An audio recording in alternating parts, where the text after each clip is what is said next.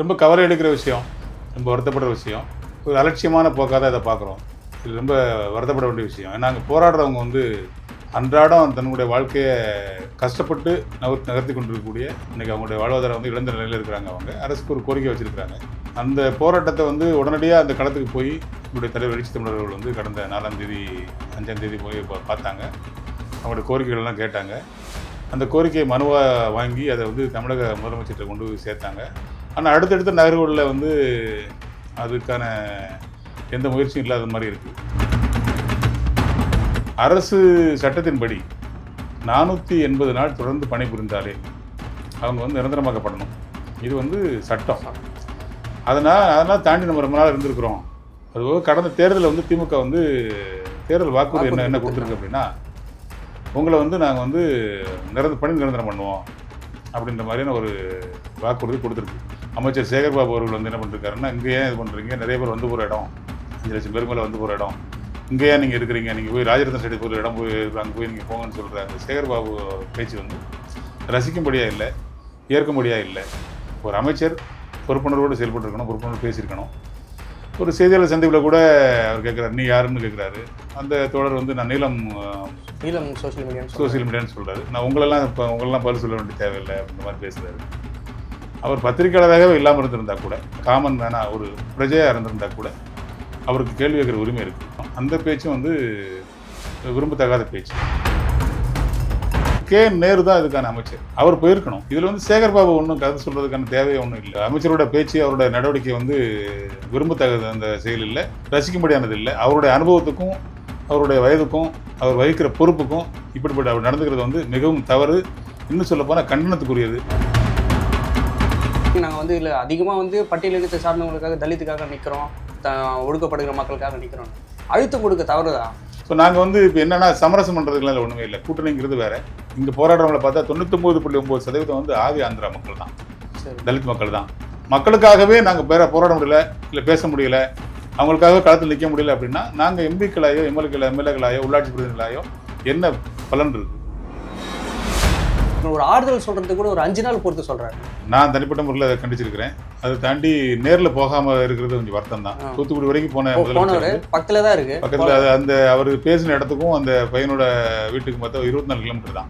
நேராக போயிருக்கணும். ஏன் போயிருக்கணும்னு சொன்னால் அப்போ தான் அந்த மாதிரியான விஷயங்கள் வந்து முக்கியத்துவமான விஷயம் அப்படிங்கிற மாதிரியான ஒரு தோற்றத்தை உருவாக்கும். இப்போ அரசினுடைய அழுத்தம் இருக்குது, முதலமைச்சர் நேரடியாக வந்திருக்காரு அப்படிங்கிறதுல ஒரு பயம் ஏற்படுதான் சார்.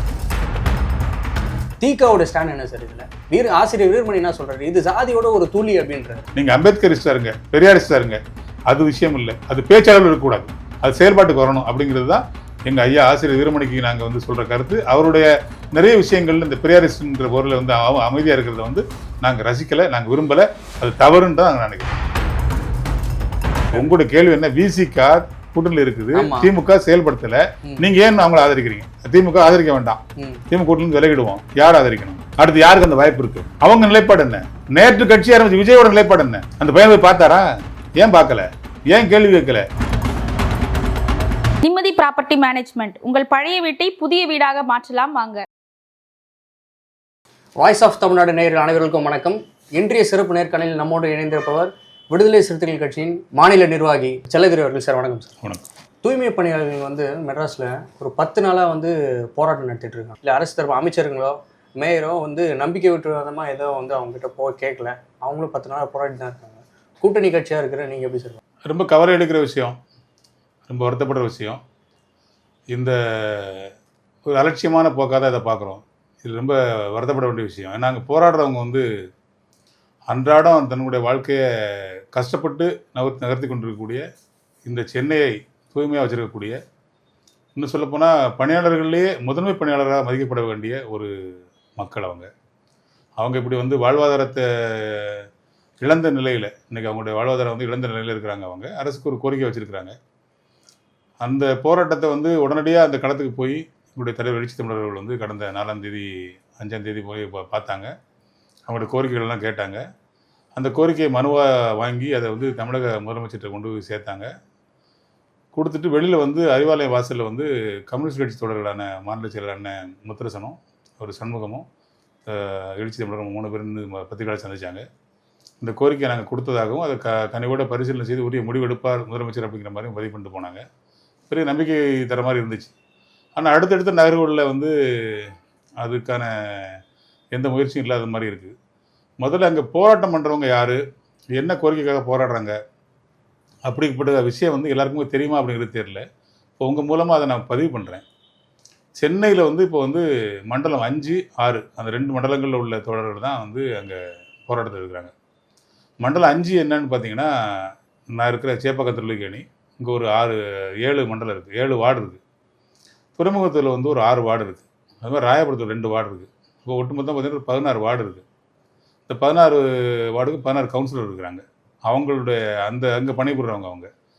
அப்புறம் ஜோன் 6 பார்த்தீங்க அப்படின்னா, குளத்தூரில் ஒரு 6 வார்டு இருக்குது. திருவிக்க நகரில் ஒரு 7 வார்டு இருக்குது. அப்புறம் இதில் எழும்பூரில் பார்த்தீங்கன்னா ஒரு 78, 79 2 வார்டு. மொத்தம் 31 வார்டில் உள்ள வேலை பார்க்குறவங்க தான் அங்கே வந்து போராடுறாங்க. இன்னும் சொல்ல போனால் இதில் ஒரு 303, அதில் ஒரு 403, மொத்தம் வந்து 706 பேர் வந்து அதில் பணியாளர்களாக இருக்காங்க. இவங்க வந்து 15 வருஷத்துக்கு மேலே வந்து அந்த பணியில் ஈடுபட்டுருக்குறாங்க.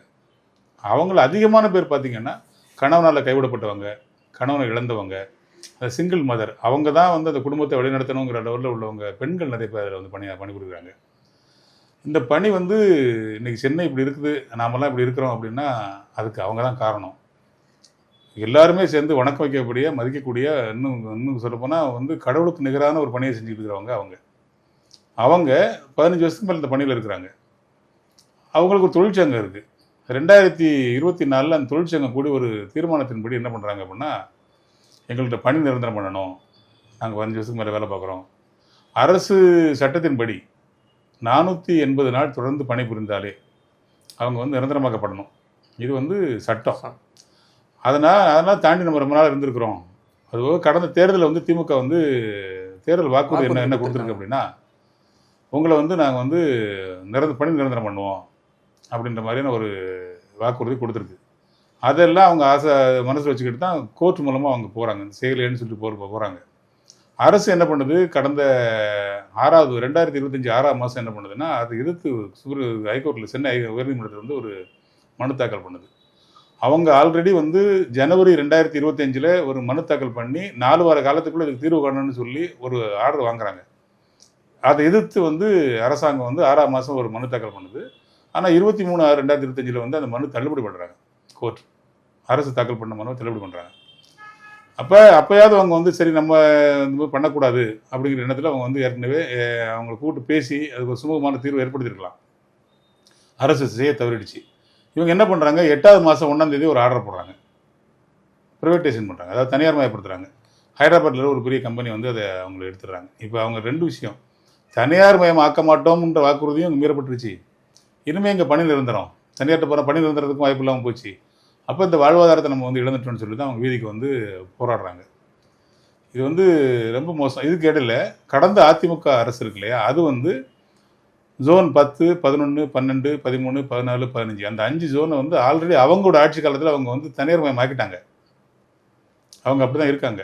இந்த 2 ஜோன் தான் இப்போ அவங்க ஆக்கியிருக்கிறாங்க. இப்போ இவங்க போராடுறாங்க, எங்களுக்கு அந்த மாதிரியான சூழ்நிலை உருவாக்கிடாதங்கன்னு சொல்கிறாங்க.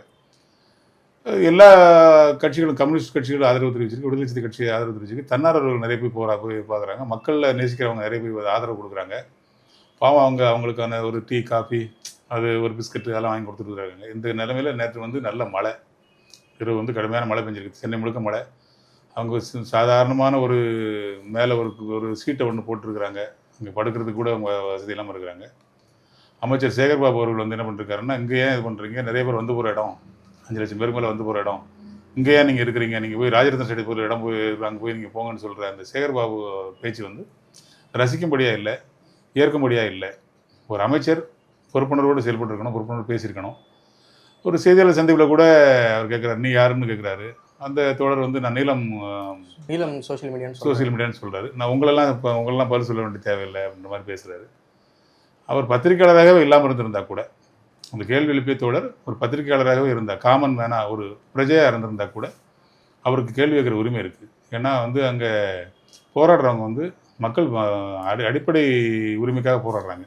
அந்த மக்களுக்காக கேள்வி எழுப்புகிற உரிமை வந்து எல்லா பிரஜைக்கும் இருக்குது, வாக்களித்த எல்லா பிரஜைக்கும் இருக்குது. அதை மதித்து தான் அவர் பதில் சொல்லியிருக்கணும். அந்த பேச்சும் வந்து விரும்பத்தகாத பேச்சு. அது இப்படி இப்போ பேசுகிறது என்ன ஆகும் அப்படின்னா, அரசுக்கு மிகப்பெரிய கெட்ட பேரை உண்டாகும். எவ்வளவோ நலத்திட்டங்கள் செய்கிறாங்க, மக்களுக்கான திட்டங்கள் செய்கிறாங்க. தொடர்ந்து இப்போ உங்களோட ஸ்டாலின் என்ன பண்ணுற ஒரு திட்டத்தெல்லாம் கொண்டு வந்து மக்களோட போய் நிற்கணும்னு ஆசைப்படுறாரு. 26 எலெக்ஷன் வருது, அதை நோக்கி எல்லோரும் களத்துக்கு வந்துட்டாங்க.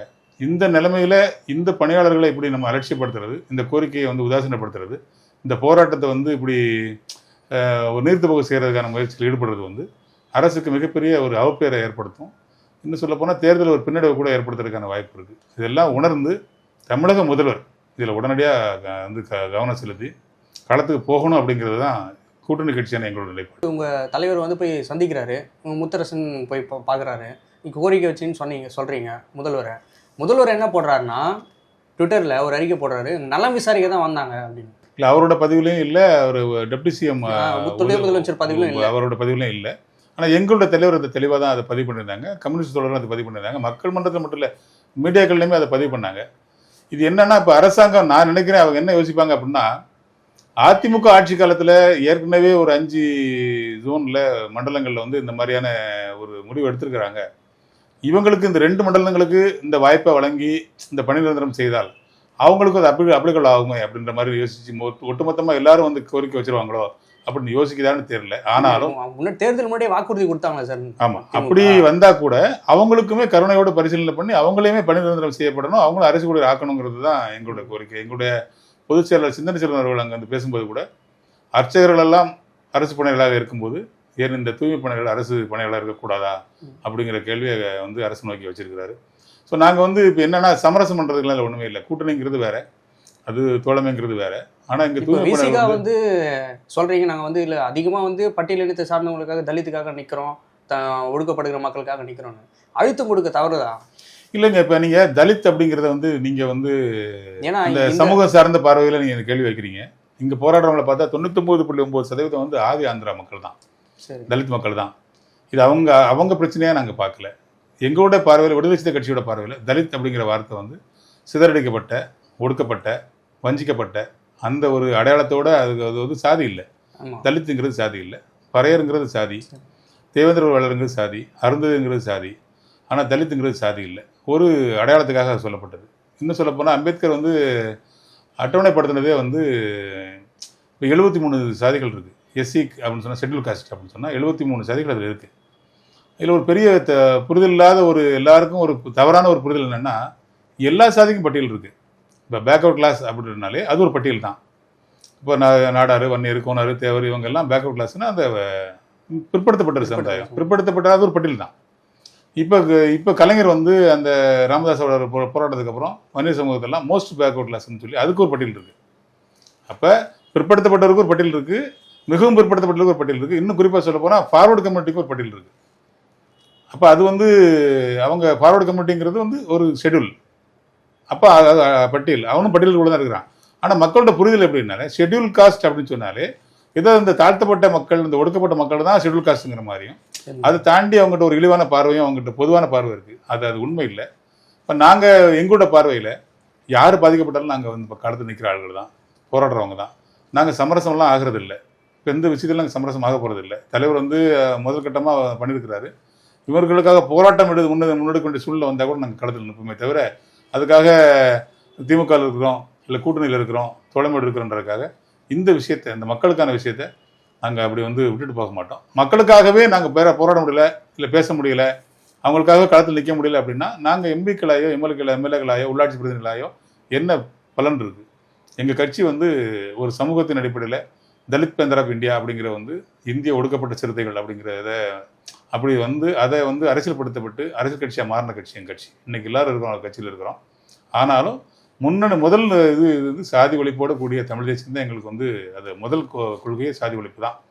அதனால் நீங்கள் நினைக்கிற மாதிரி எந்த சூழலிலும், எந்த காலகட்டத்திலும் விடுதலை சிறுத்தை கட்சியோ, எழுச்சி தமிழரோ சமரசமாக மாட்டோம். அரசு ஏன் சார் செவிசாய்க்க மாட்டேங்குது? இந்த மாதிரி எளிய மக்களுக்கான போராட்டத்துக்கும் சரி, இல்லை கூட்டணி கட்சியும் நீங்கள் வந்து போயிட்டு கோரிக்கை வச்சேன்னு சொல்கிறீங்க, அத்தையும் தெரிவிக்க மாட்டுறாங்க. வந்தது வந்து இதை தான் தெரிவிச்சாரு. இல்லை, வருவாங்க. இந்த விஷயத்தில் கண்டிப்பாக முதலமைச்சர் தலையிடுவார். முதல் கட்டமாக டெப்டி சிஎம்மாவது முதல்ல வருவாருன்னு நினைக்கிறேன். அதுக்கு என்ன காரணம்னா, அந்த சம்மந்தப்பட்ட அந்த அரசு அதிகாரிகள், சம்மந்தப்பட்ட அந்த அமைச்சர் ஆக்சுவலாக இவர் நேரு தான் இதுக்கான அமைச்சர். அவர் போயிருக்கணும், அவர் போய் பார்த்துருக்கணும். இதில் வந்து சேகர் பாபு ஒன்றும் கதை சொல்கிறதுக்கான தேவையே ஒன்றும் இல்லை. அவர் சென்னையில் இருக்கிறாரு, ஆனால் அவர் சொல்லியிருக்க வேண்டிய அவசியம் இல்லை. இப்போ மேயர் பிரியா இப்போ வந்து பேசுகிறாங்க. என்ன இருந்தாலும் இவங்க கொண்டு போய் சேர்க்குற விஷயங்கள் வந்து அரசாங்கத்தை பயங்காட்டுற மாதிரியோ இல்லை அவங்க பொருளாதார ரீதியால் அந்த அந்த அந்த பார்வையில் ஏதோ அவங்களுக்கு நெருடல் இருக்கா என்னன்னு தெரியல. இவ்வளோ யோசிக்கிறதுக்கு என்ன காரணம்னு தெரியல. அதையும் தெரியப்படுத்தினா தான் நமக்கு தெரியும். அரசோட பார்வையில் இந்த போராட்டத்தில் இவ்வளோ தயக்கம் இருக்கிறதுக்கு என்ன காரணம்ங்கிறத மக்கள் மன்றத்தை தெரியப்படுத்தினா தான் நம்ம அதை புரிஞ்சிக்க முடியும். அதில் பதில் கேள்வி கேட்க முடியும். அது சரி தவறுன்னு நம்ம விமர்சனம் பண்ண முடியும். இப்போ மௌனமாக இருக்கிறது என்னன்னா அவங்கவுங்களுக்கு தோன்றதா விமர்சனம், எப்படிலாம் தோணுதோ அதான் விமர்சனம். இன்னும் சொல்ல போனால் இதில் வந்து எனக்கு பெரிய வருத்தம் என்னென்னா, நாங்கள் போனோம், இப்போ நீங்கள் எங்களை பார்த்து கேள்வி வைக்கிறீங்க, தோழமை கட்சியாக இருக்கிறீங்க, அதுவும் உரிமையாக கேள்வி வைக்கிறீங்க, போராட்டத்தில் களத்து நிற்கிறவங்க நீங்கள் ஏன் இப்படி நிற்கிறீங்கன்னு கேட்குறீங்க, சந்தோஷம். அதிமுக என்ன பண்ணுச்சு, பாஜக என்ன பண்ணுச்சு, இது ஏன் பெரிய இஷ்யூ ஆக்கலை, ஏன் போராட்டம் பண்ணலை? உனக்கான களம் தானே, உனக்கு திமுக எதிரி, நீ ஆட்சியை கைப்பற்றிட்டு நீ ஆட்சிக்கு வரணும்னு ஆசைப்படுற, அடுத்த சிஎம் நான் தானே சொல்கிறேன், வீதி வீதியாக போகிற, மக்களை காப்பாற்ற உரிமை மீட் பண்ண சொல்கிறேன், எந்த மக்களை காப்பாற்ற போகிற, எந்த மக்கள் நம்ம மக்கள் இல்லையா? அப்போ அவங்களோட பார்வை என்னவா இருக்கு, இந்த மக்கள் அவங்களோட பார்வை என்னவா பார்க்குறாங்க? நான் சொல்கிறது என்னென்னா, ஆளுங்கட்சியாக இருந்தாலும் சரி, எதிர்கட்சியாக இருந்தாலும் சரி, அனைத்து கட்சிகளுக்குமே பொறுப்பு இருக்குது, சமூக பொறுப்பு இருக்குது. அதுவும் புறந்தள்ளப்பட முடியாத, கொஞ்சம் கூட தாமதப்படுத்தக்கூடாத விஷயம் இந்த போராட்டம். இது ஒன்றும் பெரிய பொருளாதார பாதிப்பை ஏற்படுத்திட போகிறது இல்லை. எவ்வளவோ பெரிய வங்கி கடன்லாம் வாங்கிட்டு ஏமாற்றி நாட்டை விட்டு போனவங்கலாம் அன்றைக்கி வந்து கௌரவமாக இருந்துகிட்டு இருக்கிறாங்க. எவ்வளோ இழப்புகள் வருது. கல்வியிலையும் சுகாதாரத்திலையும் வந்து நம்ம வந்து லாபத்தை பார்க்க முடியாது. இது ரெண்டுமே சேவை அடிப்படையில் உள்ள இயக்கம். அந்த அந்த அந்த பிரிவு கல்வியில் வந்து நமக்கு லாபம் வரலன்னு நம்ம பார்த்துட முடியாது. அதே மாதிரி சுகாதாரத்திலையும் வந்து எங்களுக்கு லாபம் இல்லை, அரசுக்கு நஷ்டம்னு சொல்லிட முடியாது. நஷ்டம் வரதான் செய்யும். அதை வந்து மற்ற துறைகள்லேருந்து தான் எடுத்து இதை பேலன்ஸ் பண்ணணும். அப்படி தான் ஆட்சி பண்ணார். அப்படிப்பட்ட ஆட்சி நடத்தினவர் தான் வந்து பெருந்தலைவர் காமராஜர். அதுதான் அப்படி தான் இவங்களை நடத்தணும் நம்ம ஆசைப்படுறோம். நாங்கள் ஏன்னா கொரோனா காலத்தில் இவங்க தான் ஃப்ரண்ட் லைன் வாரியர்ஸ்ன்னு போட்டுறாங்க, எல்லா கட்சிக்காரமே, ஏன்னா இவங்க தான் மெயினாக நின்னாங்க அப்படின்லாம் சொல்கிறாங்க. இப்போ ஆனால் மெத்தனா போக்காக இருக்கிறாங்க, அவங்கள வந்து கண்டுக்கிறதே இல்லை. அவங்க சாலை வீதியில் கூட உட்காரல, சாலை ஓரத்தில் தான் உட்காந்துருக்காங்க. 10 நாளாக போராட்டிருக்காங்க. அவங்களுக்கு சாப்பாடு கிடச்சிதா எதுவுமே வந்து அரசாங்கம் வந்து கண்டுக்கல. அது வந்து ஒரு மிரட்டுற விதமாக வந்து ஒரு அமைச்சர் வந்து அவங்க வந்து பேசுகிறாரு, கலைஞ்சி போங்க அப்படின்றாரு. இல்லை, நீங்கள் எத்தனை தடவை கேட்டாலும் என்ற பதில் இதுதான். அவங்களோட அமைச்சரோட பேச்சு, அவரோட நடவடிக்கை வந்து விரும்பத்தகுந்த அந்த செயல் இல்லை. அது வந்து ரசிக்கும்படியானது இல்லை. அவருடைய அனுபவத்துக்கும் அவருடைய வயதுக்கும் அவர் வகிக்கிற பொறுப்புக்கும் இப்படிப்பட்ட அவர் நடந்துக்கிறது வந்து மிகவும் தவறு. இன்னும் சொல்லப்போனால் கண்டனத்துக்குரியது. அதை அவர் மாற்றிக்கணும். அவருடைய ஆட்டிடியூட் வந்து மாற்றிக்கணும். இப்படிப்பட்ட செயல்பாடுகள், இப்படி பேச்செல்லாம் வந்து தொடர்ந்து பல முறை வந்து முதலமைச்சர் கண்டிச்சிட்டு இருக்கிறாரு. கடந்த காலங்களில் அமைச்சர் பொன்முடி பேசுகிறதா இருக்கட்டும், கடந்த காலங்களில் இது மாதிரி துறைமுருகன் சில இடங்களில் பேசுனதாக இருக்கட்டும், இந்த மாதிரி பேச்சுகள் வந்து அந்த அரசனுடைய செயல் திட்டத்துக்கு வந்து ஒரு பின்னடைவை ஏற்படுத்தும். முதலமைச்சர் வந்து அதை வருத்தப்பட்டு சொல்லியிருக்கிறாரு, நீங்கள் பேசக்கூடாதுன்ற மாதிரி சொல்லியிருக்கிறாரு.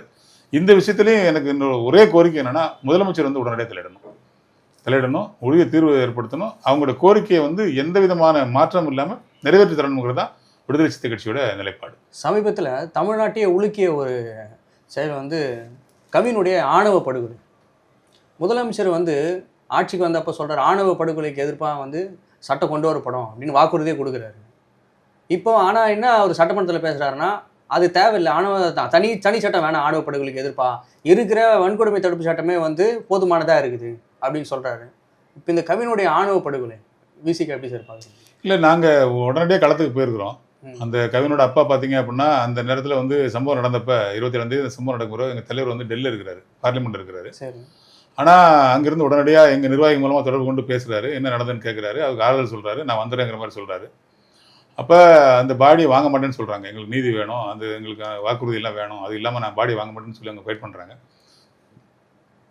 அந்த நிலைமையில் அவங்க அப்பா என்ன சொல்கிறாருன்னா, திரும்ப வருவார், என்னுடைய மகனுடைய அந்த பிரச்சனை வந்து நாடாளுமன்ற வரைக்கும் ஒலிக்குங்கிற மாதிரியான ஒரு நம்பிக்கையான ஒரு வார்த்தை சொல்கிறாரு.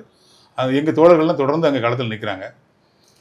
இது மிகப்பெரிய ஒரு வேதனையான விஷயம். அந்த ஆணவ படுகொலைங்கிறது மிகப்பெரிய வேதனையான விஷயம். நாங்கள் அதை வந்து களத்தில் நின்னோம், கண்டித்தோம். அதுக்கப்புறம் வந்து உடனடியாக சம்மந்தப்பட்ட அந்த பகுதியில் திருநெல்வேலியிலே வந்து எங்கள் தலைவர் தலைமையில் மிகப்பெரிய ஒரு எழுச்சியான ஒரு ஆர்ப்பாட்டத்தை முன்னெடுத்தோம்.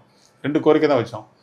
அவனுக்கு நீதி வேணும், சம்மந்தப்பட்டவங்களை உடனடியாக வந்து அவங்க அம்மா அப்பா, அந்த சுபாஷினி அவங்க அம்மா அப்பா 2 பேரையும் அரெஸ்ட் பண்ணணும், சிறைப்படுத்தணும், பிணையில் வர முடியாத அளவுக்கு கடுமையான சட்டங்களால் அவங்கள சிறைப்படுத்தணும். அதை தாண்டி உடனடியாக இந்த ஆணவ படுகொலை தடுப்பு சட்டத்தை வந்து ஏற்றணும். மத்திய சர்க்காரும் ஏற்றணும், மாநில சர்க்காரும் ஏற்றணும். அப்படின்னு சொன்னால் உச்சநீதிமன்ற தீர்ப்பின் அடிப்படையில் அவங்களோட செயல்பாடுகள் இருக்கணுங்கிறத நம்ம மையப்படுத்தி அதை பேசணும். இப்போ அடுத்த கட்டமாக இந்த 9ஆம் தேதி கடந்த 9ஆம் தேதி வந்து சென்னை, திருவள்ளூர், காஞ்சிபுரம், செங்கல்பட்டு 4 மாவட்டத்தை ஒருங்கிணைச்சு தலைவர் தலைமையில் இங்கே வந்து சைதாப்பேட்டில் வந்து ஒரு பெரிய ஆர்ப்பாட்டத்தை முன்னெடுத்து அதில் இந்த கோரிக்கை தான் இங்கே வலியுறுத்திருக்கிறோம்.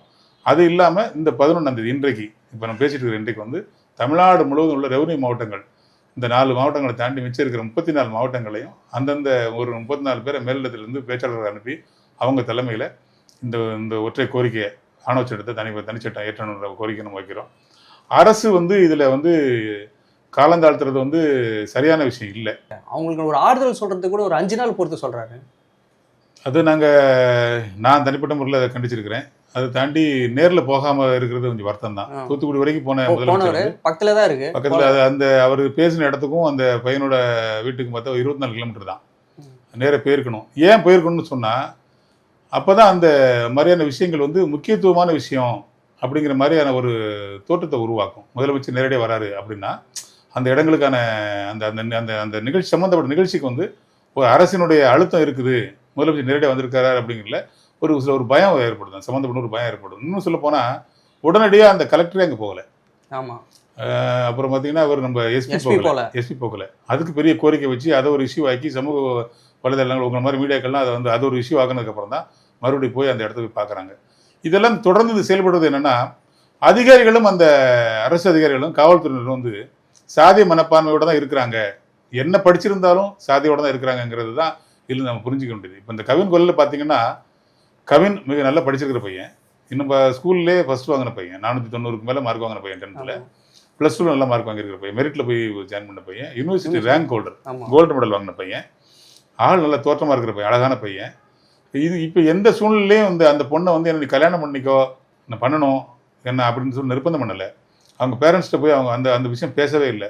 அந்த சம்பவம், கொலை சம்பவம், துயரமான சம்பவம் நடந்த அன்னைக்கு கூட அவங்க அது தொடர்பாக பேசுறதுக்கு அங்கே போகலை. அந்த பொண்ணு வர சொல்லி அவங்க தாத்தாவுக்கு, இந்த கவினோட தாத்தாவுக்கு உடம்பு சித்த மருத்துவங்கிற முறையில் உடம்புக்கு இப்படி பார்க்கலாம், இப்படி அட்மிட் பண்ணி பார்க்கலாம்னு மருத்துவம் தொடர்பான பேச்சு தான் பேசியிருந்தாங்களே தவிர அந்த பொண்ணை போய் கல்யாணம் பண்ணிக்கன்னு நிர்பந்தம் பண்ணலை, இடையூறு பண்ணலை. இன்னும் கொஞ்சம் சுமூகமாக பேசியிருந்து விலகிக்கன்னு சொல்லியிருந்தா கூட அந்த பையன் விலகி இருந்திருப்பான். அவன் இந்த பேரண்ட்ஸையும் மதிக்கிறவன், அந்த பேரண்ட்ஸையும் மதிக்கிறவன். ஏன்னா இங்கே கவினோட அப்பாவும் அம்மாவுமே இதை விரும்பலை. இது பெருசாக நமக்கு வேண்டாம்ப்பா, அது நமக்கு நல்லா இருக்கிறோம் நம்ம. ஏன்னா அவங்க வந்து பொருளாதார ரீதியாக நல்லா இருக்கிறாங்க, அரசியல்லையும் தொடர்பில் இருக்கிறாங்க. அவங்க தாத்தாவே வந்து பஞ்சாயத்து தலைவராக இருந்தவர், அந்த ஊரை வழிநடத்துகிற இடத்துல இருந்தவர், வீடு வாசல் நல்லா வசதியாக இருக்கிறாங்க. இந்த பையனோட அம்மா ஒரு ஆசிரியை. ஸோ பொருளாதாரமும் கல்வியும் அவங்களுக்கு நல்லாவே இருக்குது. பையன் நல்லா இருக்கிறான், படிச்சிருக்கிறான், 1.5 லட்ச ரூபா சம்பளம் வாங்குறான். இந்த பையனே அவங்க ரிஜெக்ட் பண்ணுறாங்கன்னா அங்கே சாதிங்கிற ஒன்றை தவிர அவனை புறந்தல்றதுக்கு எந்த விதமான காரணமே இல்லை. இதை இப்படி எடுத்துக்கோமா. இப்போ இவங்களே வந்து கவினோட அப்பா அம்மா வந்து நம்ம ஏன்டா பண்ணணும், நம்ம அத்தை பொண்ணு இருக்குது, நம்ம மாமா பொண்ணு இருக்குது, நம்ம உறவுக்கார பொண்ணு இருக்குது, அதை கல்யாணம் பண்ணால் நமக்கு வந்து ஒரு 150 பவுன் நகை வரும், ஒரு 10 லட்ச ரூபா காசு வரும், நம்ம அந்தஸ்தாக இருக்கலாம், இது என்னது இந்த ஜாதி ஒன்று தான் இருக்குது, இந்த பொண்ணை போய் ஏன்டா கல்யாணம் பண்ணணும்னு சொல்லி இவங்க அந்த பொண்ணை வெட்டியிருந்தா, இதுவா இடைஞ்சலா இருக்கிறா, நம்ம பொண்ணை மயக்கிறா, இடைஞ்சல் பண்ணுறா அப்படின்னு இருக்கோது அந்த பொண்ணை வெட்டியிருந்தா அதுவும் ஆணவப்படுவதை தான். இங்கே சாதிங்கிறது அந்த குறிப்பிட்ட சமூகத்தை பிரதிநிதிப்படுத்துறது இல்லை, மேலாதிக்க சிந்தனை. அதாவது நான் உயர்வானவன் அப்படிங்கிற அந்த ஆதிக்க சிந்தனை இருக்குல்லையே, அதை தான் நம்ம சாதின்னு சொல்கிறோம். அதனால தான் அந்த ஆணவத்தினால வரட்டு கௌரவத்தினால நடந்த கொலை தான் நம்ம கண்டிக்கிறோம். இப்போ ஒருவேளை அந்த சுபாஷினோட அப்பா அம்மா இந்த பொண்ணு ஏன் நம்ம சொல்ல கேட்க மாட்டேங்குது, இவ இருந்ததுனால தானே, இவ பண்ணுறதுனால தானே அந்த பையனை வந்து கல்யாணம் பண்ணி நிற்கிறா, இவளை கொன்றுவோம் அப்படின்னு சொல்லிட்டு அந்த பொண்ணை வெட்டி கொண்டிருந்தா அதுவும் ஆணவப்படுகொலை தான். இப்போ இதை தான் நம்ம புரிஞ்சுக்கணும். இப்போ 50 வருட காலமா இந்த சாதி மனநிலை வந்து மாற்றவே இல்லை. தம்பி நீங்க இதை வந்து 50 வருஷத்து வந்து பேசுறப்ப உங்களுக்கு பெருசா தெரியலாம், 100 வருஷத்து பேசுறப்ப உங்களுக்கு பெருசா தெரியலாம். ஆனா இந்த ஆணவம், இந்த ஆதிக்கம், இந்த சாதிய படிநிலை எல்லாம் இருக்கு இல்லையா, இந்த கட்டமைப்பு இருக்குல்ல, இந்த ஸ்ட்ரக்சர் இல்லை, இது இன்னைக்கு உருவானது இல்லை. 2000-3000 ஆண்டுகளுக்கு முன்னாலேயே மனு தர்மங்கிற பேர்ல வந்து இதுல இருந்து பிறந்த இப்படி, அதுல இருந்து பிறந்த அப்படின்னு சொல்லி அதை நியாயப்படுத்திட்டான். அதனோட தொடர்ச்சி தான் இப்போ இருக்கு. இப்போ இன்னொரு விஷயம் என்னன்னா, தென் மாவட்டத்துக்காரன் நான், எங்க ஊரை பாத்தீங்கன்னா அந்த ஊர் வந்து சாதியா தான் ஒரு கட்டமைக்கப்பட்டிருக்கு. ஒரு ஊர் அப்படின்னா அந்த ஊர் பேரை சொன்ன உடனே அது என்ன ஜாதிக்காரங்க இருக்கிற ஊர்னு சொல்லிடலாம். இப்ப பெருவாரியா இருக்கிறவங்க அங்க அதிகமா இருப்பாங்க, அது அவர் நாடாரோ அது கோனாரோ யாரோ. சரி, இப்போ ஏன் சார் வந்து முதலமைச்சர் வந்து ஆணவ தடுப்பு சட்டம் கொண்டு வர ஏன் சார் தயங்குறாரு? ஜாதிய ஓட்டெல்லாம் பிரிஞ்சிடும்னு பாக்குறாரா? இல்ல அது வாக்கு வங்கி அரசியலுக்காக சுயநல அடிப்படையில் அவர் பாக்குறாருன்ற மாதிரி நேரடியாக படிச்சுன்னு சொல்ல முடியாது. என்ன திமுகவோட கடந்த கால வரலாறு அப்படி ஒரு சட்டம் கொண்டு வந்தா ஒரு பயம் இருக்கும்ல சார். இப்போ இது நடந்திருக்காது. இல்ல கொண்டு வருவாங்க. இப்ப இதுல வந்து தமிழ்நாடு மட்டும் இல்லை தம்பி, ராஜஸ்தான்ல கொண்டு வந்திருக்காங்க. ஒரு 1-2 மாநிலங்கள்ல தான் இருக்க தவிர ஒட்டுமொத்தமா இந்தியாவில் பாத்தீங்கன்னா உச்சநீதிமன்றம் வழிகாட்டி இருக்கு. அதன் அடிப்படையில அவங்க செயல்பட மாட்டேங்கிறாங்க. கருத்து கேட்டிருக்கு. என்ன கருத்து சொல்லுவாங்கன்னா இதை பத்தி உங்க கருத்து சொல்லுங்க. அப்போ வந்து சாதி ஆணவம் வந்து எதுவுமே சொல்லல. தமிழ்நாட்டுல இருந்து சொல்லல, திமுகவும் சொல்லல, அதுக்கு முன்னால இருந்த அதிமுகவும் சொல்லல. இவங்க இதை எப்படி அணுகுறாங்க அப்படின்னா வாக்கு இடைநிலை சமூகத்தினுடைய எதிர்ப்புகளை சம்பாதிக்க வேண்டியிருக்குமோ அப்படின்ற மாதிரி பார்க்கலாம். ஆனால் இது அப்படி இல்லை. இது மறுக்கப்பட்ட நீதியை தான் பார்க்கணும். ஒரு சட்டத்தின் அடிப்படையில் நடக்கிற ஆட்சி, சட்டம் வழிகாட்டுகிறபடி நடக்கிற ஆட்சி, உச்சநீதிமன்றம் ஒன்று வழிகாட்டுது அப்படின்னா அதன் அடிப்படையில் தான் அவங்க செயல்படணுமே தவிர இது வெற்றி தோல்வி சமூக வாக்கு வங்கி இதெல்லாம் நம்ம பார்க்கக்கூடாது. அப்படி பார்க்க மாட்டாங்கன்னு தான் நாங்கள் நம்புகிறோம். இந்த விஷயத்தில் திமுகவோட இந்த சமூக நீதி தொடர்பான விஷயத்தை நமக்கு நேரடியாக டக்குன்னு தோன்ற கோபத்தை வச்சு அப்படி எளிதில் வந்து கடந்து போக முடியாது. அது உதாரணம் என்ன நடந்தாலும் விசிகா வந்து திமுகவோட தொடரும், கூட்டணி தொடர்ந்தே தான் இருக்கும். இல்லை, உங்களுக்கு நடக்கிற பிரச்சனைகளில், நடந்துகிட்டு இருக்கிற பிரச்சனைகளில், இது நடக்க போகிற பிரச்சனைகளில் எது சரி எது சரியில்லைங்கிறத நீங்கள் பார்க்கணும். இப்போ திமுகவை விசிகா ஆதரிக்குது அப்படின்னா அதற்கு எதிரான நிலைப்பாடில் அதில் அதை ஆதரிக்க தவறுனா என்ன நடக்கும்னு பார்த்தீங்க அப்படின்னா இதை விட மோசமான விளைவுகளை ஏற்படுத்தக்கூடிய ஒரு சனாதன சக்திகள் வந்து தமிழ்நாட்டை ஆட்சி செய்யறதுக்கான சூழ்நிலை வரலாம். இப்போ நாங்கள் ஆட்சியை ஏற்படுத்தி கொடுத்த இல்லை நாங்கள் உருவாக்கின கூட்டணி ஆட்சி அமைந்திருக்கும் போதே இவ்வளவு வலுவான கோரிக்கைகளையும் போராட்டங்களையும் ஆர்ப்பாட்டங்களையும் முன்னெடுத்து இவ்வளவு எளிதாக ஒரு படிப்படியாக தான் இந்த விஷயங்களை நாங்கள் ஜெயிக்க முடியுது அப்படின்னா அதுதான் இந்த சமூகம் கட்டமைக்கப்பட்ட சனாதனத்தை கடைபிடிக்கிற கட்சி வந்து உள்ள வந்துருன்றீங்க. பாஜக உள்ள வந்துரு சொல்றீங்க. சனாதன தர்மத்தை ஏற்றுக்கிறபடி ஆட்சி அவங்க வந்து வருவாங்கன்னு சொல்றீங்க. திமுக இப்போ இதுக்கு வந்து ஆணவ தடுப்பு சட்டம் ஏற்றாதது. இப்போ இதுவும் ஒரு சனாதனம் தானே சார்? இதுவும் ஒரு சனாதனம் மாறாதது தானே சனாதனம்னு சொல்றோம். சனாதனம்ங்கிற வார்த்தை மாறாததுங்கிறதா. நீங்க ஒரு விஷயம், இப்ப நீங்க வந்து திமுக வந்து ஆணவ தடுப்பு சட்டத்தை, ஆணவ கொலைக்கான தடுப்பு சட்டத்தை ஏற்றலன்னு கேள்வி வைக்கிறோம் இல்லையா? இந்த கேள்வி யாரு கேட்டிருக்கணும்? முதல்ல திமுக எதிரான நிலைமையில் இருக்கிறது யாரு? மாற்று அரசியலை முன்னெடுக்கிறது யாரு? திமுக ஆட்சி அமைக்கலன்னா ஆட்சி அமைச்சர்னு சொல்றவங்க யாரு? நாங்க தான் அடுத்த முதலமைச்சர் சொல்றவங்க யாரு? அதிமுக. சமூக நீதி பேசுறவங்க தான் இப்ப ஆட்சியில் இல்லைங்க. அதிமுக பேசுறது என்னது? சமூக நீதி இல்லையா? இல்ல சொல்றேன் நான் அதை தான் சொல்றேன். இப்ப அவங்க வந்து ஏற்றட்டும் ஏற்றாம போட்டாப்புல அவங்க ஆட்சியில் இருக்காங்க. கவின் படுகொலைக்கு அந்த படுகொலையை கண்டிச்சு ஒரு போராட்டம் ஆர்ப்பாட்டம் முன்னெடுத்த அரசியல் கட்சிகள் எது? விடுதலை சிறுத்தை கட்சியை தாண்டி, கம்யூனிஸ்ட் தலைவர்களை தாண்டி இந்த விஷயத்த மக்கள் மன்றத்துல அதிமுகவும் வாக்கு வங்கிக்காக பாக்குறாங்க. ஏன் அவங்க கேள்வி வாங்க பார்த்து கேட்க மாட்டீங்க? வாக்கு வங்கிக்காக பாக்குறாங்கன்றீங்க. பாக்குற விசிகா ஏன் அவங்களுக்கு வந்து அதிலே திமுக கூட கூட்டணியில் இருக்கீங்க? அதனாலதான் போராடுறோம். அதனாலதான் தீர்வு இல்ல சார். போராட்டம் கூடுறது தீர்வு இல்லை. தீர்வு வரும். தீர்வு வர வரை போராடுவோம். 4.5 வருடம் ஆயிடுச்சு. இப்ப ஆட்சியை முடிய நினைவுல வந்துச்சு. 4000 வருஷத்துக்கு முன்னாடி உள்ள பிரச்சனை தம்பி. இது எல்லாரும் அப்படிதான் யோசிக்கிறாங்க. நீங்க என்ன சொல்லுங்கன்னா இப்ப திமுகவை வந்து நம்ம வெறுத்துருவோம், திமுக கூட்டணி நிராகரிச்சிருவோம். இல்ல ராஜஸ்தான்ல பண்ணது ஏன் தமிழ்நாட்டுல பண்ண முடியலன்னு கேக்குறேன். அதுதான் சொல்றேன். ராஜஸ்தான் நடைமுறையில பண்ணது இந்த முதலமைச்சர். இந்தியாவில் எத்தனை மாநிலங்கள் இருக்கு? எத்தனை மாநிலங்கள் இருக்கு? ஒரு மாநிலத்தை சொல்றேன். நீங்க மிச்சம் 37 மாநிலங்களே சொல்ல முடியல உங்களால. அதுதான் பெரும்பான்மையா இருக்கு. அதுதான் அந்த சித்தாந்தமா இருக்கு. அதுதான் அந்த பயமா இருக்கு. வந்து நம்ம வந்து சமூக நீதி பேசுற மண்ணு இங்க தானே சார் இருக்கும். அதனாலதான் நீங்க இப்படி கேள்வி கேட்கறீங்க, இப்படி பதில் சொல்லிட்டு உட்கார்ந்திருக்கு. அதனாலதான் போராட்டம் அறிவிச்சிட்டு இருக்கோம். தோழமை கட்சியில் இருந்தா கூட, கூட்டணி கட்சியில் இருந்தா கூட ஆர்ப்பாட்டம் பண்ணிட்டு இருக்கிறோம். மாறி மாறி ஆர்ப்பாட்டம் பண்றோம், போராட்டம் பண்றோம். நாங்க வந்து அதை பெருசுபடுத்தல. அதனாலதான் அந்த கூட்டணி முறியும், இல்ல அதனாலதான் வந்து எங்களுக்கு வந்து வாக்கு கிடைக்காம போயிடும் அப்படின்னா கூட அது முக்கியம் இல்லை. எங்களுக்கு அது முக்கியம் இல்லை. இப்ப நாலு எம்எல்ஏக்கள் இருக்கிறோம். நாங்க இப்படி நாங்க பேசுறதுனால இடைநிலை சமூகத்தோட ஓட்டு எங்களுக்கு கிடைக்காது, அடுத்து ஒரு 10 தொகுதி வாங்கும்போது 10 தொகுதியிலும் தோக்கிற மாதிரி சூழ்நிலை வந்தா கூட எங்களுக்கு அது முக்கியம் இல்லை. நாங்க எனக்கு அதை வந்து சமாதானப்படுத்தல, சால்சாப் சொல்லல, நியாயப்படுத்தல. எங்களோட கேள்வி அது இல்ல. போராட்டம் பண்றீங்க, போராட்டம் பண்ணிட்டு அதோட ஆள்தான் போராட்டம் முடிஞ்சுட்டு போயிட போறோம். ஆனா இதுக்கு தீர்வு போகலே என்ன போராடி நாங்க போகலேன்னு சொல்றேன். தொடர்ந்து போராடுறேன்னு சொல்றேன். இந்த நாள் இந்த 11ஆம் தேதி நான் போராடி இருக்கேன்னு சொல்றேன். நான் 9ஆம் தேதி போராடுறேன்னு சொல்றேன். சம்பந்தப்பட்ட திருநெல்வேலி மாவட்டத்தில் போராடணும்னு சொல்றேன். அரசு அது எந்த அளவுக்கு அது கேட்பாங்க, கேட்க வைப்பாங்க. ஒரு விஷயம், திமுகவை இவ்வளவு கேள்வி கேட்கறீங்க, நான் திரும்ப ஒரு கேள்வி கேட்கறேன், பதிலே உங்களுக்கு சொல்ல மாட்டீங்க. அதிமுகவை நோக்கி ஒரே ஒரு நாள் எடப்பாடி பழனிசாமி இப்ப வந்து தமிழகத்தை மீட்போம் காப்போம்னு சொல்லி போராட்டு போயிட்டு இருக்காரு இல்லையா? ஒரே ஒருத்தர் மைக்க நீட்டி, அப்ப அதெல்லாம் காக்கிறது அப்புறம் இருக்கட்டும், வந்து கவின் ஒருத்தர் படுகொலை பண்ணிருக்காங்க. அது தொடர்பு உங்களுக்கு கருத்து என்ன? ஆணவ படுகொலைக்கு எதிராக தனிச்சட்டம் ஏற்றணும்னு சொல்லி விசிக தொடர்ந்து போராட்டு இருக்கு. அது தொடர்போட உங்க கருத்து என்ன அப்படிங்கிற கேள்வி. நீங்க நான் தான் ஆட்சியை காப்பாற்றுவோம், நான் தான் மீட் பண்ணு சொல்லி வராரு இல்லையா? இப்போ உங்களோட கேள்வியின்படி இப்படி வச்சுக்குவோம், திமுக புறந்தள்ளுவோம், இல்ல இல்ல தம்பி அந்த கூட்டணி முடிச்சுக்குவோம். உங்களுடன் ஸ்டாலின்ன்றாரு. இல்ல தம்பி, இப்ப உங்களோட கேள்வி என்ன? விசிக கூட்டணியில் இருக்குது, திமுக செயல்படுத்தல, நீங்க ஏன் அவங்களை ஆதரிக்கிறீங்க? அதான கேள்வி. ஆமா. இப்போ நான் கேட்குறேன், திமுக ஆதரிக்க வேண்டாம், ம். திமுக கூட்டிலிருந்து விலகிடுவோம், யார் ஆதரிக்கணும்? அடுத்து யாருக்கு அந்த வாய்ப்பு இருக்கு? அவங்க நிலைப்பாடு என்ன? நேற்று கட்சி ஆரம்பிச்சு விஜயோட நிலைப்பாடு என்ன? அந்த பையன் போய் பார்த்தாரா? ஏன் பார்க்கல? ஏன் கேள்வி கேட்கல? இதுதான் பொது பார்வையா இருக்குன்றதா என்னோட குற்றச்சாட்டு. நீங்க திமுக கேள்வி எழுங்க, நான் மறுக்கல, சரி. திமுக போய் பார்த்துருக்கணும், முதலமைச்சர் போய் பார்த்துருக்கணும், டெப்டி சிஎம் முதல்ல பார்த்துருக்கணும், இன்னும் முக்கியத்துவம் கொடுத்துருக்கணும், அழுத்தம் கொடுத்துருக்கணும், இன்னும் வேகமாக செயல்பட்டுருக்கணும், கவின் கொலைக்கு இன்னும் வேகமாக செயல்பட்டுருக்கணும், சரி. ஆனா கூட்டணியில் இருக்கிற விசிகா தொடர்ந்து போராடினா கூட உங்களுக்கு கேள்வி என்னவா இருக்குன்னா, திமுக கூட நீங்க இருக்கிறீங்களே, ஏன் தொடர்ந்து இருக்கிறீங்க? முடிச்சிருவோம், விலகிடுவோம், என்ன செய்யலாம்? தனிச்சுன்னா திமுக வந்து ஆட்சியை பிடிச்சிருமா? அந்த சட்டத்தை நிறைவேற்ற முடியுமா? ஒரு கேள்வி. ரெண்டாவது, நான் தான் அடுத்த ஆட்சிக்கு வரேன்னு சொல்ற அதிமுக நிலைப்பாடு என்ன? அவரும் தோல்ல ஏறி இருக்கிற பாஜக நிலைப்பாடு என்ன? இப்ப திமுக செய்யல, செய்ய தவறிடுச்சுல, நீ செய்யடான்னு சொல்லணும்ல, அந்த சட்டத்தை ஏற்றுன்னு சொல்லணும்ல, வீதிக்கு வரணும்ல, போராடணும்ல, கருத்தா தெரிவிக்கணும்ல. நான் தான் அடுத்த முதலமைச்சர் வந்திருக்கேன், நேற்று வந்திருக்கான்ல, புது கட்சியெல்லாம் வருது இல்ல, நடிகர் விஜய் வராருல, ஆப்ஷன் என்ன? திமுகவுக்கு அடுத்த ஆப்ஷன் என்ன? அதிமுக, பாஜக, அடுத்து வந்து தவேகா, இந்த 3 தான் எதிராக நிற்கிறாங்க. தேமுதிக வந்துச்சா? பாமக வந்துச்சா? பாமக தலைவர் கருத்து சொல்ல மாட்டேங்கிறாரு. மகனை பத்தி விடிய விடிய பேசுறாரு, இதை பத்தி கருத்தே சொல்ல மாட்டேங்கிறாரு. வியாழக்கிழமை சந்திப்பாரு.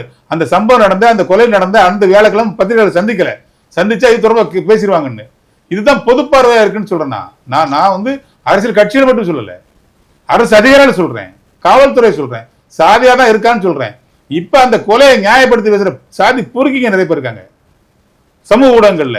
நீங்க போய் பேட்டி கேட்கறீங்க, அவன் சொல்றான், அதை நியாயப்படுத்துற மாதிரி பேசுறான். அவனை காதலிச்சா வெட்டுவான்னு தெரியுதுல, அப்புறம் ஏன் அவனை போய் காதலிச்சான்னு சொல்றான்? லாரி வந்ததுன்னா ஓரமா நின்னா பொழைச்சுக்குவோம், கொஞ்சம் நவுந்திக்கலாம், அந்த லாரி மோதி செத்து போறோம்னு தெரியுதுல்ல, அப்புறம் நீ ஓரமா போகலன்னு சொல்றான். இது என்ன மறைமுகமா என்ன சொல்றேன்னா, நாங்க ஆண்ட சாதி இல்ல ஆதிக்க சாதி இல்ல, அவங்க பகிரங்கமா ஸ்டேட்மெண்ட் கொடுக்குறாங்க. நீங்க இப்ப காதலிச்சா வெட்ட வேண்டாம்ன்றதான் அவங்க ஸ்டேட்மெண்ட். அவனை சிறைப்படுத்தணும், அரசுக்கு வைக்கிற கோரிக்கை நான் சொல்றேன். நான் இந்த விஷயத்துல இந்த யூடியூப்ல பேசுறாங்க இல்லையா, ஆமா, பகிரங்கமா பேசுறான் இல்லையா, இப்படி ஒரு கொலை சம்பவம் நடந்திருக்கு, அந்த துயரத்துல இருக்கிறாங்க, பாதிப்பு அந்த இழந்த அவங்க அப்பா அம்மாவும் சரி. ஆனா நான் வந்து வெட்டணும், ஏன் காதலிச்ச? நீங்க இறந்து போன கவினை பத்தி பேசுறீங்க, அது இறந்து போயிட்டான், அந்த விஷயம் முடிஞ்சு போச்சு. இப்ப அவனுக்கா நீதியில் நிக்கிறோம். நம்ம இவன் பேசுறது நிறைய கவின்களை உருவாக்குறோம் போல இருக்கு, நிறைய சுபாஷினிகளை உருவாக்குறோம் போல இருக்கு. ஏன் காதலிக்கிறாங்கிறான், எல்லா சாதிக்கும் ஒரு கலாச்சாரம் இருக்குங்கிறான், ஒரு பண்பாடு இருக்குங்கிறான், அதை காப்பாத்தணுங்கிறான். அப்ப என்ன சொல்ல வரான்னா, அதை அப்படியே நிலநாட்டுன்னு ஆசைப்படுறான், அந்த சாதிய கட்டமைப்பை வெட்டுவேன்னு சொல்றான். ஏன் நீ வந்து காதலிக்கிறேன்னு சொல்றான்? நீ படிச்சிருந்தா உன பொண்ணு கொடுத்துருமா? நீ பணக்காரன் இருந்தா உன பொண்ணு கொடுத்துருமா? நீ காதலிச்சுட்டா உனக்கு பொண்ணு கொடுத்துருமா அப்படின்னு கேட்கறது என்னன்னா, இனிமேல் நீ அந்த மாதிரி இடத்துல வந்துடாத, இதே நிலைமை தான் வரும், அதே மாதிரி தான் வெட்டுவோம் அப்படின்னு நியாயப்படுத்த மாதிரி பேசுறான். இந்த சாதி பொறுக்கிங்களை எந்த சாதியில இருந்தாலுங்க, யாரா இருந்தாலுங்க, அவனை உடனடியா நேரம் கைது பண்ணிருக்கணும். நிறைய பேர் பொறுக்கிங்க இருக்கிறாங்க ஒவ்வொரு சமூகத்துல. நான் தான் சமூகத்துக்கு பாதுகாவலன்னு சொல்லிட்டு நிறைய குற்ற செயலில் ஈடுபட்டு இருக்கிற சாதி பொறுக்கிங்க நிறைய பேர் இருக்கிறாங்க. நான் பேரை சொல்லி அவங்கள வந்து அடையாளப்படுத்த விரும்பல. நான் சொல்றேன், நான் தென் மாவட்டங்கள்ல இன்னும் குறிப்பா வந்து இடைநிலை சமூகத்துல நான் தான் அந்த சமூகத்துக்கு பாதுகாவலன்னு சொல்லி பேசுற நிறைய சாதி பொறுக்கிங்க இருக்கிறாங்க. அவங்க அந்த சமூகத்தை வந்து பெருமையா பேசுறதா நினைச்சிட்டு இந்த ஒரு ஒடுக்கப்பட்ட மக்களை வந்து அவன் நினைக்கிற அந்த, நான் திரும்ப சொல்றேன், நான் ஆணவ படுகொலைங்கிறது மேலாதிக்க சிந்தனையோடு எந்த சமூகத்தை சேர்ந்தவன் யாரை வெட்டினாலும் அது ஆணவ படுகொலை, சாதி ஆணவ படுகொலை. நாங்க பாக்குறது அப்படி. கவினோட அப்பா அந்த சுபாஷினை வெட்டியிருந்தால் ஆணவ படுகொலை, சுபாஷினோட அப்பா அல்லது தம்பி வந்து அந்த கவினை வெட்டினது ஆணவ படுகொலை, சுபாஷினை வெட்டினது ஆணவ படுகொலை. எங்களோட பார்வையில சாதியை மையப்படுத்தி மேலாதிக்க சிந்தனையோடு ஒரு உயிரை எடுக்கிறது வந்து அது ஆணவத்தின் வெளிப்பாடு, வரட்டு கௌரவத்தின் வெளிப்பாடு, அது சனாதனத்தின் வெளிப்பாடு, அது கண்டிக்கப்பட வேண்டிய விஷயம், தண்டிக்கப்பட வேண்டிய விஷயம், சட்டப்படி நடவடிக்கை விட வேண்டிய விஷயம், இனிமேல் நடக்கக்கூடாத விஷயம் நாங்க பாக்குறோம். ஆனா இந்த பொறுக்கிங்க என்ன பண்றானுங்க, நீங்க எப்படி காதலிக்கலாம், நீ படிச்சிருந்தா, நீ பணக்காரனா இருந்திருந்தா, நீ காதலிச்சிருந்தா, நீ கேட்ட நான் பொண்ணு தரணுமா அப்படின்னு பேசுறது எங்க போய் நிக்குது அப்படின்னா, அந்த சொன்னல 1000, 2000, 3000 வருஷத்துக்கு முன்னால இருக்கிற அந்த சனாதனம் இருக்கு இல்லையா, தலையில இருந்த பிராமண, தோல்ல இருந்த சத்திரிய, வயிற்றுல இருந்து பிறந்த வைசியன், கீழே இருந்து பிறந்த சூத்திரன்னு சொல்றான் இல்லையா, அதுதான் அந்த கட்டமைப்புல இருந்துதான். இந்த நாய்களை தாழ்ந்த சாதின்னு சொல்லி உள்ள சேர்க்காத மாதிரி வேற நிறைய சாதிகள் இருக்கு, அங்கெல்லாம் பம்முவான். இவனுக்கு இவன் வந்து கல்யாணம் பண்ணுவான், வேற சாதியில இருந்து கல்யாணம் பண்ணுவான், இவன் அதை நியாயப்படுத்துவான், அவன் பண்ற கல்யாணத்தை நியாயப்படுத்துவான். அந்த சமூகம் வந்து வேற இவனுக்கு மேல உள்ள சமூகமா இல்ல இடைநிலை சமூகமா இருந்ததுன்னா அது பெரிய விஷயம் இல்லை. இவனோட பார்வையில அந்த சாதி மறுப்பு திருமணம்ங்கிறது அல்லது கலப்பு திருமணம் சொல்றாங்க இல்லையா, கலப்பு திருமணம் சொல்லக்கூடாது, அது சாதி மறுப்பு திருமணம். அதையே இவன் சுட்டிக்காட்டுறது அந்த தலித் சமூகத்தை சேர்ந்த ஒரு பெண்ணோ ஒரு ஆணோ இதுல சம்மந்தப்பட்டிருந்தா மட்டும்தான் இவனுக்கு இந்த கோபமும் இவருக்கு இந்த ஆக்ரோஷமும் இந்த ஆணவமும் இந்த மேலாதிக்க சிந்தனை வருது. இதைத்தான் நம்ம சொல்றோம், இதைத்தான் இந்த சனாதன சக்திகள்னு சொல்றோம். இதுக்கு எதிராக பேசாத சக்திகளை வந்து நம்ம சனாதன சக்திகள் சொல்றோம். அதுலதான் அதிமுக வருது, அதுலதான் பாஜக வருது, அதுலதான் பாமக வருது. அதுதான் புதுசா வந்திருக்க தமிழக வெற்றி கழகங்கிற விஜயம் அதுலதான் வராருன்னு தான் நாங்க சுட்டி காட்டுறோம். இந்த எதிரிகள் எல்லாம் பொது எதிரிகளா இருக்கிறாங்களே, எதுக்கு எதிராக? ஜனநாயகத்துக்கு எதிராக இருக்கிறாங்களேன்றதுனாலதான் திமுகவை ஆதரிக்கிறோம். சமூக நீதி கட்சி, அது அடிப்படையில் நீதி கட்சி, திமுக அதிமுக அப்படின்னு வந்தது இல்லையா? அந்த அடிப்படையில தான் எரித கொள்ளில எந்த கொள்ளி நல்ல கொள்ளின்னு பார்ப்பாங்க இல்லையா? அது அந்த அடிப்படையில தான் இப்ப இருக்கிற சூழல்ல யார் ஆதரிச்சா, யார் பக்கம் நின்னா மக்கள் நம்ம வந்து ஏத்துக்குவாங்க, மக்கள் ஒருமுகப்படுத்தலாம், எதுக்கு எதிராக சனாதனத்துக்கு எதிராக ஒருமுகப்படுத்தலாங்கிற அந்த கோட்பாட்டின் அடிப்படையில் தான் பிசிக அங்க நிக்குது. அரசியல் சுயநலாபத்துக்காகவோ பதவிக்காகவோ பணத்துக்காகவோ எப்பவுமே முடிவெடுக்கிற கட்சி விடுதலை கட்சி இல்லை. அது களத்தில் நிற்கிற கட்சி, தொடர்ந்து களத்தில் நிற்கும், போராடும், வெற்றி கிடைக்கிற வரைக்கும் போராடும், நீர்த்து போக மாட்டோம், சமரசமாக மாட்டோம். நீங்க சொன்னீங்களே சார், இப்ப அதிமுகவோட நில ஸ்டாண்ட் இதுல என்னன்னு சொல்லிட்டு, திகாவோட ஸ்டாண்ட் என்ன சார் இதுல? ஆசிரியர் வீரமணி என்ன சொல்றாரு? இது சாதியோட ஒரு தூளி அப்படின்றாரு. திக வந்து அரசியல் கட்சி இல்லதான் அவங்களோட கொள்கை வந்து பிரியாரிசம். பெரியார் வந்து சாதி மறுப்புக்கு எதிராக களத்தில் நின்றவர், சமூக நீதி தூக்கி பிடிச்சவர். அவங்களுமே இந்த விஷயத்துல மதிவதனிகளா இருக்கட்டும், சிவபீரமணியனா இருக்கட்டும், பெரியாரா இருக்கட்டும், நம்ம இவரா இருக்கட்டும், கலிப்பொங்குன்றனா இருக்கட்டும், இந்த மாதிரி ஆணவ படுகொலை விஷயங்கள்ல இல்ல தலித்துகள் பாதிக்கப்படுற விஷயங்கள்ல களத்துக்கு வரணுங்கிறது தான் எங்களுடைய வேண்டுதல். அது வராம வந்து அறிக்கை விடுறதுனாலயோ அல்லது நீர்த்து போகாம அமைதியா கள்ள மௌனம் சாதிக்கிறத வந்து ஏற்றுக்கொள்ளப்பட முடியாத விஷயம். நீங்க அம்பேத்கரிஸ்டா இருங்க, பெரியாரிஸ்டா இருங்க, அது விஷயம் இல்லை. அது பேச்சாளர்கள் இருக்கக்கூடாது, அது செயல்பாட்டுக்கு வரணும் அப்படிங்கிறது தான் எங்க ஐயா ஆசிரியர் வீரமணிக்கு நாங்க வந்து சொல்ற கருத்து. அவருடைய நிறைய விஷயங்கள்ல இந்த பெரியாரிஸ்ட்ன்ற பொருளை வந்து அமைதியா இருக்கிறத வந்து நாங்க ரசிக்கல, நாங்க விரும்பல, அது தவறுன்னு தான் நாங்க நினைக்கிறோம். காவல்துறை யார் கட்டுப்பாடுல சார் இருக்கு? ஏன்னா இப்ப இந்த கொலை செஞ்ச சுர்ஜித்ன்றவர் ஒரு வருஷமா போட்டு வந்திருக்காரு, அருவாள் வச்சிருக்கிற மாதிரி போன்ல, சோசியல் மீடியால. இதையே அந்த காவல்துறை வந்து கவனிக்க மாட்டேன் விட்டுருச்சு. இல்ல நிறைய இடங்கள்ல வந்து இந்த பெரிய பட்டாக்கத்தி வச்சு கேக் வெட்டுறாங்க இல்லையா, அதெல்லாம் உடனே சிறைப்படுத்துறாங்க. கத்தி வச்சுட்டு இந்த ரோட்ல வந்து இழுத்துட்டு போறாங்க இல்லையா, அதை வந்து உடனே போய் கேஸ் போடுறாங்க. இந்த டூ வீலரை வச்சு பயங்கரமா வேகமா போய் இது பண்றாங்க இல்லையா, அதெல்லாம் வந்து மீடியாக்கள் மூலமா வர்றதுதான். உடனடியாக சிறைப்படுத்துறாங்க. இந்த பஸ்ல வந்து தொங்கிட்டு போறாங்க இல்லையா, அதை வந்து பார்த்து உடனே கேஸ் போட்டு கண்டிக்கிறாங்க. அந்த மாதிரி இது வந்து ஒரு மனப்பிறழ்வு கொண்ட செயல் தான். அந்த பையன் சுர்ஜித் காவல்துறையோட துறையினர் சேர்ந்தவருடைய மகன்றதுனால விட்டாங்க. அப்படி இல்லை, இது வந்து உளவுத்துறையோட குறைபாடு தான், அது கவனக்குறைவு தான். இது இவ மட்டும் இல்லை, இன்னும் நிறைய பன்னாடைகள் இது மாதிரி இருக்காங்க, நிறைய பொறுக்கிங்க இது மாதிரி இருக்கிறாங்க, நிறைய நாலாந்திர நாதாரிகள் இது மாதிரி புரிதல் இல்லாதவங்க நிறைய பேர் இருக்கிறாங்க. அவங்க எல்லாருமே கண்காணிக்கப்படணும். உளவுத்துறை வந்து இதுல இன்னும் கூடுதல் கவனம் செலுத்தணும். அதை தாண்டி, அதையெல்லாம் தாண்டி சட்டம் இயற்றினாலோ, சட்டத்தை மட்டும் ஏற்றினா வந்து தீவிரம் சொல்ல முடியாது, சட்டத்தை தீவிரமாக நடைமுறைப்படுத்தணும். அதை தாண்டி இது வந்து இந்த சாதிங்கிறது தம்பி, நீங்கள் ஒரே விஷயத்தில் போய் சரி பண்ணுற விஷயம் இல்லை. இப்போ சுர்ஜித்தை வந்து நடவடிக்கை எடுத்தா ஜெயிலுக்கு போட்டாச்சு அப்படின்னா அதோட மாற்றம் வந்துடுமானா வராது. ஒரு படித்த பையன், அந்த பொண்ணு படித்த பொண்ணு சித்த மருத்துவர், இந்த பையன் வந்து படித்த பையன். காவல்துறை முன்னாடியே நடவடிக்கை எடுத்திருந்தா இல்லை, இதை வந்து இந்த கவின் விஷயத்தை வந்து தடுத்துக்கலான்ற. இல்லை, இன்னும் நிறைய கவின்கள் வந்து எதிர்காலத்தில் வர்றதுக்கான சூழல் தான் இப்போ இருந்துட்டு. நான் அதை சொல்ல வரல. தொடர்ந்து முதலமைச்சர் வந்து தேர்தலுக்கு முன்னாடி வாக்குறுதி காவல்துறை நேரடி கட்டுப்பாட்டில் இருக்குன்னாரு. இதுல கட்டுப்பாடுல தான் இருக்குது. அவர் செஞ்சிருக்கணும். நம்ம ஏற்கனவே சொல்லிட்டேன் நான், அவர் வந்து செயல்பட்டு இருக்கணும், அவர் செயல்படாத தவறு வேகமாக செயல்பட்டுன்னு சொல்லிட்டேன் நான். இப்போ இதுல என்ன செய்யணும்னு நான் சொல்ல வரேன். இந்த விஷயத்துல, இந்த சாதிய ஆணவ விஷயத்துல, அந்த மேலாதிக்க சிந்தனைக்கு இது புத்தியில இருக்கு, இது கட்டமைக்கப்பட்டிருக்கு, இது வெகுவா வளர்த்தெடுக்கப்பட்டுட்டே இருக்கு. ஸ்கூல்ல இருக்கு, ஸ்கூல்ல வந்து கயிறு கட்டுறான், அது பெருமையை நினைக்கிறான். சின்ன பையன்கள்ல சொல்லி வளர்க்குறாங்க, நம்ம இந்த ஜாதின்னு சொல்லி வளர்க்குறாங்க. இதை சரிப்படுத்தணும்னா அரசாங்கம் தொடர்ந்து விழிப்புணர்வு பிரச்சாரத்தை முன்னெடுக்கணும். இப்போ ஒன்றும் இல்லை, நம்ம வந்து குடும்ப கட்டுப்பாடை வந்து நம்ம சிறப்பாக நடைமுறைப்படுத்திருக்கிறோம். அது அந்த நான்லாம் சின்ன பையனாக இருக்கும்போது ஊர் நடுவில் பார்த்தீங்கன்னா ஒரு வேன் வந்து படத்தை போடுவாங்க. நாம் இருவர் நமக்கு இருவர் அப்படின்னு சொல்லி முன்னெடுத்தாங்க. நாம் இருவர் நமக்கு ஒருவர்னு முன்னெடுத்தாங்க. இப்போ நாமே இருவர் நமக்கே இன்னொருவர் அப்படின்னு சொல்கிறாங்க. நாமே குழந்தைகள் நமக்கு இன்னொன்று குழந்தைன்னு சொல்கிறாங்க. இது எதற்காக அப்படின்னா, அந்த மக்களுக்கு அதிகமாக அது வந்து நாட்டினுடைய வளர்ச்சிக்கு வந்து பின்னடைவாக இருக்கும் அப்படின்னு அவங்க நினைச்சு செஞ்சாங்க. இப்போ நாம் வந்து அதை ஓரளவு சக்ஸஸிவாக பண்ணியிருக்கிறோம். தொடர்ந்து எடுக்கப்பட்ட பிரச்சாரத்தின் அடிப்படையில் அது செயல்பட்டு இல்லையா, அதை விட தீவிரமாக கொண்டு சொல்லப்பட வேண்டிய விஷயம் வந்து இந்த சாதிய ஆணவ மேலாதிக்க சிந்தனை. இதை வந்து சரிப்படுத்துறதுக்கு, புத்தியில உறைஞ்சி கிடக்கிறத சரிப்படுத்துறதுக்கு அவனுக்கு தொடர்ந்து பயிற்சி வகுப்பு, தொடர் விழிப்புணர்வு பிரச்சாரத்தை அரசாங்கம் செய்யணும். அதுக்கான அதிகாரிகளை, மக்கள் பிரதிநிதிகளை நிரந்தரமான பணியமர்த்தணும். அது வந்து இப்போ குறிப்பாக வந்து தமிழ்நாட்டில் எல்லா இடங்களும் நடக்குது, தென் மாவட்டங்கள் நடக்குது, தருமபுரி கிருஷ்ணகிரி போன்ற பகுதியில் நடக்குது. இப்போ டேட்டாஸ் பார்த்தா தெரிஞ்சுக்கிறோம் எங்கே இது நடக்குது அப்படின்னு பார்த்து தெரிஞ்சுக்கிறோம். அந்த பகுதியில் இதை எடுத்து அரசாங்கம் தொடர்ந்து முயற்சி பண்ணணும். இன்னும் ரொம்ப முக்கியமான விஷயம், காவல்துறையில் நிறைய சாதி ஆணவ சிந்தனை உள்ள அதிகாரிகள் இருக்கான், ரெவன்யூ டிபார்ட்மெண்ட்ல நிறைய அதிகாரிகள் இருக்கான். அவனை முதல்ல கண்டுபிடிக்கணும். ஊடுருவி கிடக்குறான். அவன் வந்து என்ன படிச்சிருந்தாலும் என்ன பொறுப்புல இருந்திருந்தாலும் அவன் புத்தி வந்து சாதியா இருக்கு, மண்ணில் இருக்கு. அவனை மாத்துறதுக்கு முதல்ல அதை கண்டறியணும். இது எல்லாம் நான் சொல்றது வந்து பொதுவான கோரிக்கை சொல்ல, முதலமைச்சருக்கு வைக்கிற கோரிக்கையா நான் சொல்றேன், தமிழக அரசுக்கு வைக்கிற கோரிக்கையா சொல்றேன். நீங்க உங்களுக்கு தெரியாத ஒன்றும் இல்லை, எங்கெல்லாம் நடந்திருக்கு, கடந்த காலம் எங்கெல்லாம் நடந்திருக்குன்னு ஒரு டேட்டாஸ் எடுத்தா தெரிஞ்சு போயிடும். இந்த பகுதிகள்லாம் சாதி அணவம் கடுமையாக நடக்குதுன்னு அந்த இடத்த கண்டுபிடிச்சிடலாம். அதுக்கு என்ன செய்யணுங்கிறத அனைத்து கட்சி கூட்டத்தை கூட்டி அரசு அதிகாரிகள்கிட்ட காவல்துறை அதிகாரிகள் எல்லாம் உள்ளடக்குன்னு ஒரு குழுவை லோக்கல் அங்கே உள்ள சமூக ஆர்வலர்கள்லாம் அதில் உள்ள சேர்க்கணும். அவன் தேர்தலில் பங்கெடுக்கலாம் கூட பரவாயில்ல. இந்த கொண்ட குழுவை சேர்த்து எல்லா சமுதாய மக்களும் அதில் பிரதிநிதிகளாக இருக்கணும். இது தொடர் பிரச்சாரமாக எடுத்து செஞ்சா வருங்காலங்கள்லையாவது இந்த கவின் இது போன்ற கவின்கள் உருவாகாமல் இருக்கலாம். இது வந்து இப்போ இந்த சமீபத்தில் ஒரு செக்யூரிட்டி ஒருத்தர் அடிச்சு கொண்டாங்க.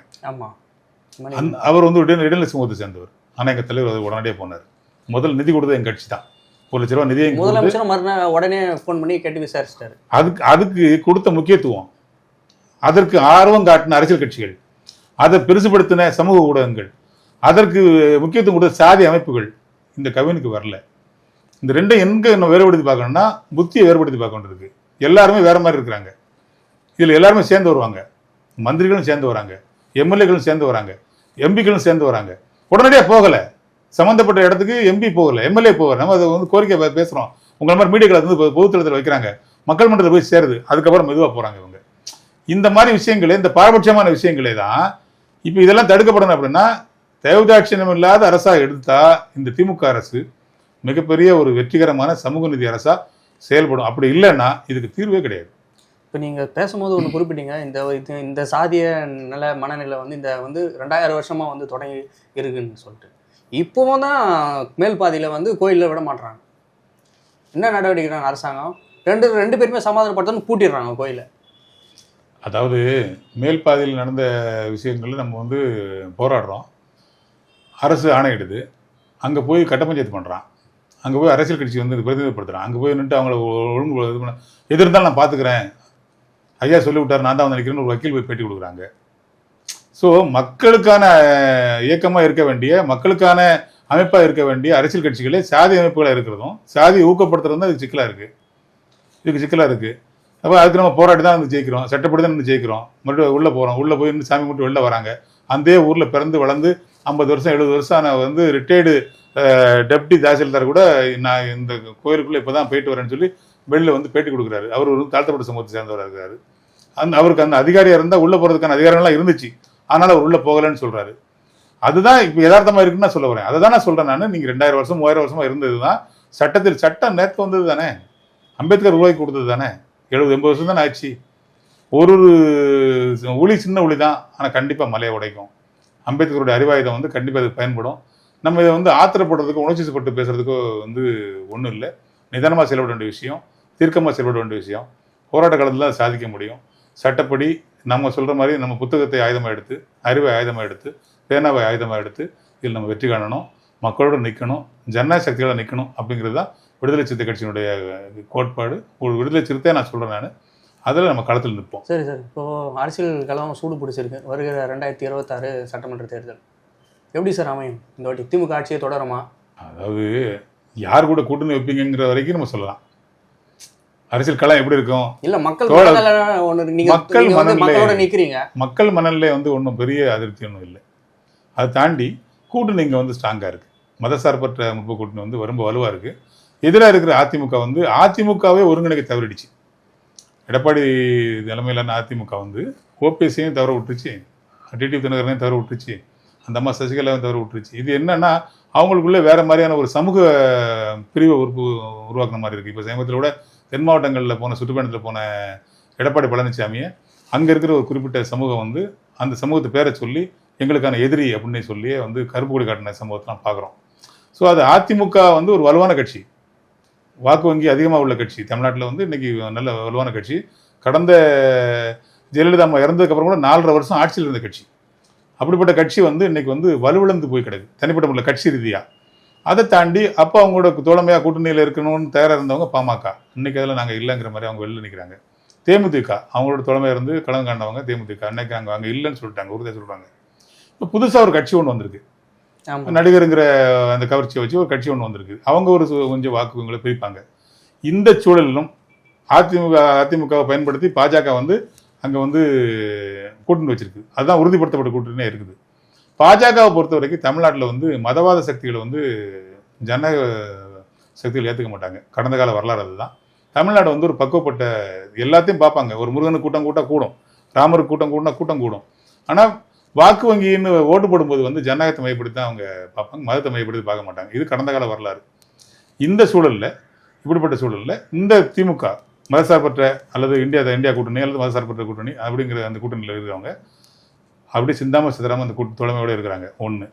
அதை தாண்டி இப்போ தேமுதிகவும் உள்ள வரணுங்கிற ஒரு விருப்பத்தை அங்கே சொல்லிட்டு இருக்கு. இன்னும் சொல்லப்போனால் ராமதாஸ் வந்து பேசிக்காக இருக்கிறனால தான் உள்ள வராமல் இருக்கிறாரு. அவருக்கு வந்து அதுக்கான முயற்சி எடுத்துக்கிட்டே இருக்கிறாரு. ஸோ இது வந்து வெற்றி கூட்டணிங்கிறத எதிர்கட்சியாக இருக்கிறவங்க கூட ஏற்றுக்கிற மாதிரியான சூழ்நிலை இருக்குது. பெரிய ஒரு அதிர்ச்சி ஒன்றும் இல்லை. அதனால மதசார்பற்ற முற்போக்கு கூட்டணி திராவிட முன்னேற்றக் கழகத்தினுடைய தலைமையில் ஆட்சி அமைக்குங்கிறத ஒரு அரசியல் பார்வையிலிருந்து ஒரு விடுதலை சிறுத்தை கட்சி தொண்டனா நான் சொல்கிறேன். நான் மக்கள் என்ன தீர்ப்பு கொடுத்தாலும் நம்ம ஏற்றுக்கணும். சரி சார், நிகழ்ச்சியில் பங்கேற்று பல்வேறு கருத்துக்களை பகிர்ந்து நன்றி சார்.